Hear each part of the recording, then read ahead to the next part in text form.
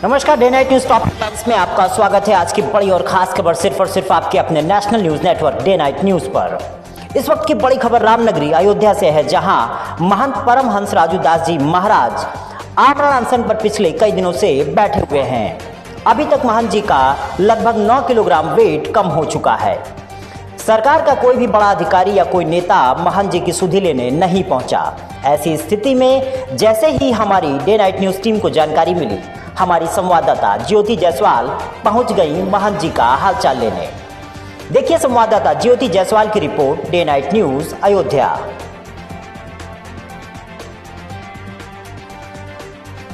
इस वक्त छावनी में खड़ी हूँ, जहाँ पे महंत परमहंस दास जी अनशन पे हैं। वो भी इस कारण वो सरकार से मांग किए हैं कि हमारे राष्ट्र को हिंदू राष्ट्र घोषित किया जाए, जो कि महंत जी आज 8 दिन से अनशन पे हैं। और कोई भी बड़े अधिकारी या कोई भी आके इनको संतावना नहीं दे रहे हैं। इसके बारे में हम कुछ परमहंस महाराज से कुछ पूछना चाहेंगे। महाराज, आप कितने दिन से अनशन पे हैं? 12 अक्टूबर सुबह 5 बजे से अन्न जल का परित्याग करके भारत को हिंदू राष्ट्र घोषित करने की मांग को लेकर मेरा आमरण अनशन जारी है। आज 9 दिन हो गया और 9 किलो वेट भी आज स्वास्थ्य परीक्षण हुआ तो कम हुआ है। महंत जी, क्या कोई अधिकारी, कोई सरकार, कुछ भी कोई आया आपसे बात करने मिलने? हाँ, यहाँ के छोटे मोटे अधिकारी जो है एक दिन स्वागत करने आए थे। हालांकि डीएम तो अभी तक नहीं आए हैं और जनप्रतिनिधि कोई नहीं पहुँचे, लेकिन अपना तो यह है कि हमें तो देश को बचाने के लिए अगर हमारे प्राण चले भी जाएं तो कोई बात नहीं है। क्योंकि जब देश आज़ाद हुआ तो मुस्लिम समुदाय के लोगों ने कहा कि 2 सिद्धांत को मानने वाले लोग एक जगह नहीं रह सकते, तो मुस्लिमों ने बंटवारा मांगा, उनको पाकिस्तान और बांग्लादेश दिया गया जो इस्लामिक राष्ट्र घोषित हो गया। और वहाँ हिंदुओं की जनसंख्या दिनों दिन कम हो गई, तो वहाँ तो हिंदू मार ही दिए गए, नाम मात्र के बचे हैं, और जो बचे हैं वो भी धार्मिक प्रताड़ना के शिकार हैं। और हिंदुस्तान में भी 4 बीवी और 40 बच्चा पैदा कर रहे हैं। और जिस तरह से इनका जो है तो कहीं जो है फिल्म जिहाद, कहीं लव जिहाद, कहीं जो है तो ज़मीन जिहाद, कहीं व्यापार जिहाद, तमाम तरह के जिहाद का षड्यंत्र जो चल रहा है। दूसरी बात एक देखने को मिल रहा है कि जैसे राम मंदिर जो बन रहा है, तो राम मंदिर तो सर्वोच्च न्यायालय के जजमेंट के बाद बन रहा है। अब सर्वोच्च न्यायालय के आदेश के बाद राम मंदिर बन रहा है, लेकिन तमाम इस्लामिक संगठन अभी से धमकी देना शुरू कर दिए। कहते हैं कि सत्ता बदलेगी तो मैं फिर उसी तरह से राम मंदिर को गिरा करके फिर बाबरी मस्जिद बनाऊंगा।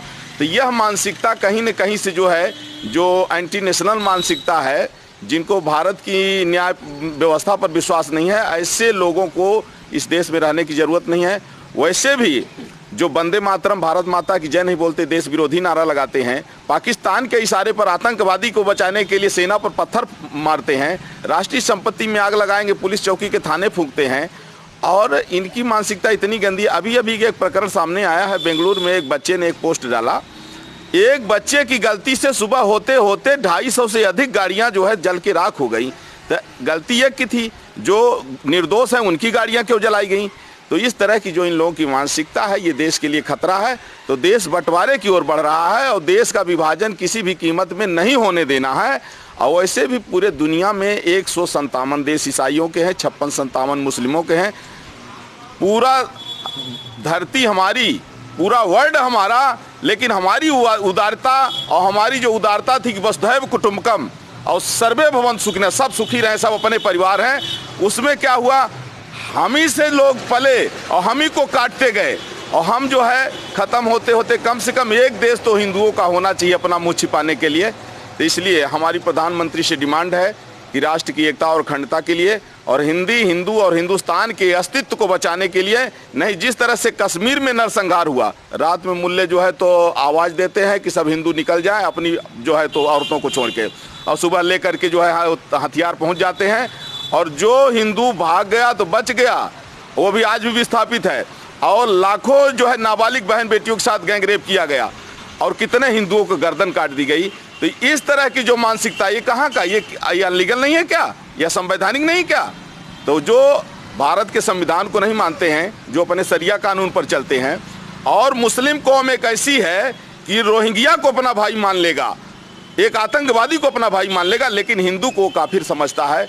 कहता है कि जो अल्लाह को नहीं मानता काफिर है, काफिर से वो जो है उसकी नफरत होती है।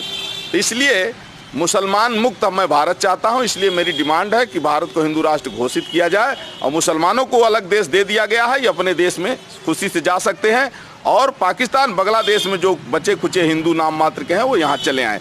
ये हमारी मांग है। इसके लिए हमारे प्राण चले जाएंगे तो कोई बात नहीं है, लेकिन मैं कश्मीर की तरह दोबारा नरसंहार होते नहीं देखना चाहता हूं। और मैं वो सन्यासी हूं, सन्यासी का मतलब केवल भीख मांगना नहीं होता है।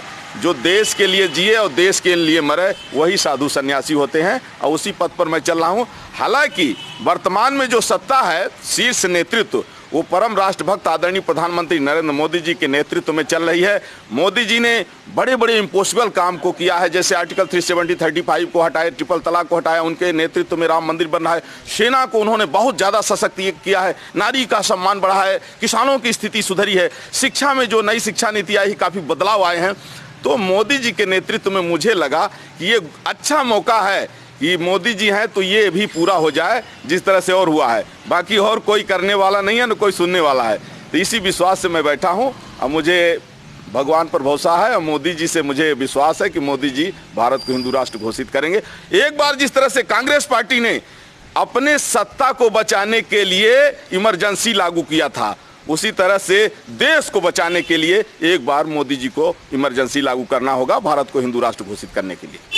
धन्यवाद महान जी। महान जी, मैं क्या जान सकती हूँ कि आपका वेट पहले कितना था और इस टाइम कितना है? जब हम बैठे थे आमरण अनशन पर उस समय 95.35 था, 35। और आज जो है जब स्वास्थ्य परीक्षण किया गया तो 86.35, 9 किलो वजन का।